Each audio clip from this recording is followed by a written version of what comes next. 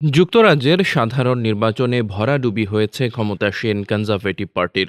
নিরঙ্কুশ সংখ্যাগরিষ্ঠতা পেয়েছে বিরোধী দল লেবার পার্টি। বৃহস্পতিবার যুক্তরাজ্যের পার্লামেন্ট নির্বাচনে ভোট গ্রহণ শেষে বুথ ফেরত জরিপ ফলাফলের সত্যতা মিলেছে। শুক্রবার ঘোষিত ফলাফলে বাংলাদেশ সময় 11:42 পর্যন্ত লেবার পার্টি 403 আসনে বিশাল জয় পেয়েছে, আর ঋষি সুনাকের নেতৃত্বাধীন কনজারভেটিভ পার্টি পেয়েছে 111টি আসন।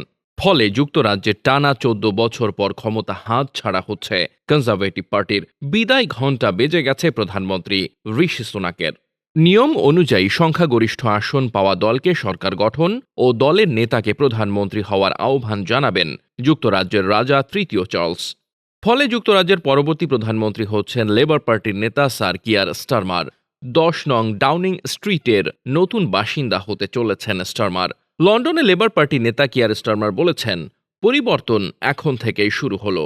উচ্ছ্বসিত জনগণের উদ্দেশ্যে তিনি বলেন, আমি আনন্দিত। 9 জুলাই নতুন পার্লামেন্ট সদস্যদের শপথ গ্রহণ ও স্পিকার নির্বাচন অনুষ্ঠিত হবে। 17 জুলাই রাজা তৃতীয় চার্লসের উদ্বোধনী বক্তব্যের মাধ্যমে নতুন সরকারের আনুষ্ঠানিক যাত্রা শুরু হবে।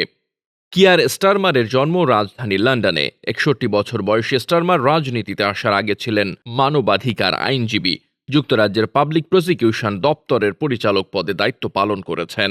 2020 সালের এপ্রিলে লেবার পার্টির নেতা হিসেবে দায়িত্ব নেন স্টারমার। জেরেমি করবিনের স্থলাভিষিক্ত হন তিনি। দায়িত্ব নিয়ে দলকে যুক্তরাজ্যের রাজনীতির কেন্দ্রবিন্দুতে নিয়ে আসেন স্টারমার। কয়েক বছরের মাথায় ভোটের লড়াইয়ে এর সুফল পেলেন তিনি। সমর্থকদের চোখে স্টারমার একজন বাস্তববাদী মানুষ, ভরসা করার মতো রাজনীতিবিদ। সমালোচকদের অনেকের মতে স্টারমার চৌকস নন, বরং তিনি অনেকটাই ঝিমিয়ে পড়া একজন রাজনীতিক। রাজনীতির মাঠে সাড়া ফেলে দেওয়া স্টারমার একজন দক্ষ ফুটবলার। ক্লাব ফুটবলে আর্সেনালের ভক্ত তিনি। ফৌজদারি বিচার প্রক্রিয়ায় অবদান রাখায় নাইট উপাধি পেয়েছেন স্টারমার। Desk report, বার্তাবাজার।